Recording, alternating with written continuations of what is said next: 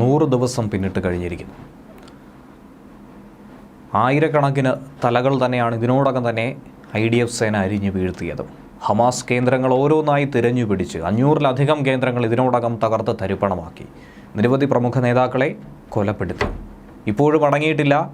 പൂർണ്ണമായും പിടിച്ചെടുത്തല്ലാതെ IDF ഒരു inch പോലും പിന്നോട്ടില്ല എന്നുള്ള പ്രഖ്യാപനമാണ് ഈ അവസാന നിമിഷത്തിലും നടത്തിയിരിക്കുന്നത്.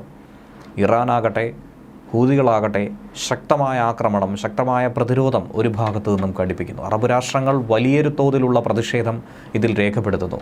മധ്യസ്ഥ ചർച്ചകൾക്കായുള്ള ശ്രമം ഇപ്പോഴും പല രീതിയിൽ പരോക്ഷമായും പ്രത്യക്ഷമായും ഒക്കെ തന്നെ നടക്കുന്നുവെങ്കിൽ പോലും അതിനെ ഒന്നും തന്നെ വില കൽപ്പിക്കാതെയാണ് ഇസ്രയേലും ഹമാസും നിലകൊള്ളുന്നത്. മരിച്ചു വീഴുന്നതാകട്ടെ പാവപ്പെട്ട സാധാരണ ജനതയും. ഹമാസിനെതിരായ യുദ്ധം വിജയിക്കുന്നതിൽ നിന്നും ഇസ്രയേലിനെ ഒരിക്കലും പിൻവലിക്കാനോ അതിനെ തടയാനോ ആർക്കും സാധിക്കില്ല എന്നാണ് പ്രധാനമന്ത്രി ബെഞ്ചമിൻ നെതന്യാഹു ഈ ഘട്ടത്തിലും പറയുന്നത്.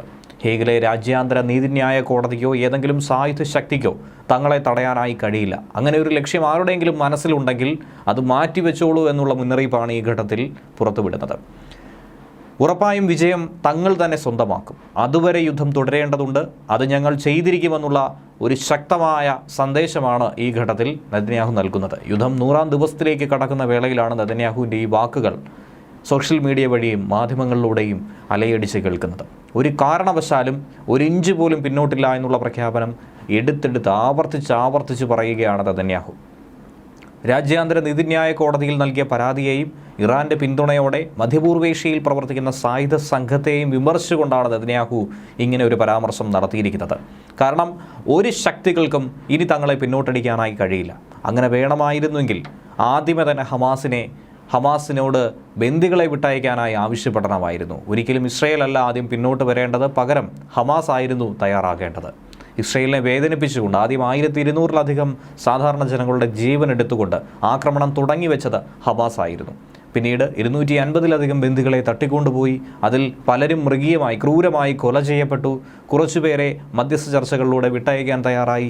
ഇനിയും അനവധി ആളുകൾ ബാക്കി നിൽക്കുന്നു. അതുകൊണ്ട് ഹമാസ് എന്ന പേര് പോലും ഇനി ഭാവിയിൽ ഭൂമിയിൽ അവശേഷിക്കാനായി പാടില്ല എന്നുള്ള ശക്തമായ ശപഥം തന്നെയാണ് നിലവിൽ IDF-നുമുള്ളത്. ഗാസയിലെ സൈനിക നീക്കത്തിലൂടെ ഹമാസിനെ ഏതാണ്ട് അമർച്ച ചെയ്യാൻ കഴിഞ്ഞിരിക്കുന്നുവെന്നാണ് ഇസ്രയേൽ പ്രധാനമന്ത്രി ഇപ്പോൾ അവകാശപ്പെട്ടിരിക്കുന്നത്. പൂർണ്ണമായും ഹമാസിനെ ഇല്ലായ്മ ചെയ്യുക എന്നതാണ് അന്തിമ ലക്ഷ്യം. അതും വളരെ വേഗത്തിൽ തന്നെ പൂർത്തീകരിക്കും. വടക്കൻ ഗാസയിൽ നിന്നും പലായനം ചെയ്തവർക്ക് വളരെ എളുപ്പത്തിൽ മടങ്ങി വരാൻ കഴിയില്ല എന്നാണ് നെതന്യാഹു പറയുന്നത്. അപകടാവസ്ഥ തുടരുന്ന സാഹചര്യത്തിൽ ജനങ്ങളെ തിരിച്ചുകൊണ്ട് അതേ പ്രദേശത്തേക്ക് എത്തിക്കാൻ പാടില്ല എന്നുള്ള ഒരു രാജ്യാന്തര നിയമം നിലനിൽക്കുന്നുണ്ട്. ആ പ്രദേശം പൂർണ്ണമായും പഴയ സ്ഥിതിയിലേക്കാകാനായി ഒരുപാട് സമയമെടുക്കും, ഒരുപാട് പ്രയത്നം വേണ്ടിവരും. അവിടെ ഇപ്പോഴും പോരാട്ടം തുടർന്നുകൊണ്ടിരിക്കുകയുമാണ്. അതുകൊണ്ട് ജനങ്ങളെ ഇങ്ങോട്ടേക്ക് എത്തിക്കുക എന്ന് പറയുന്നത് വളരെ ബുദ്ധിമുട്ടേറിയ ഒരു ഘട്ടം തന്നെയാണ്.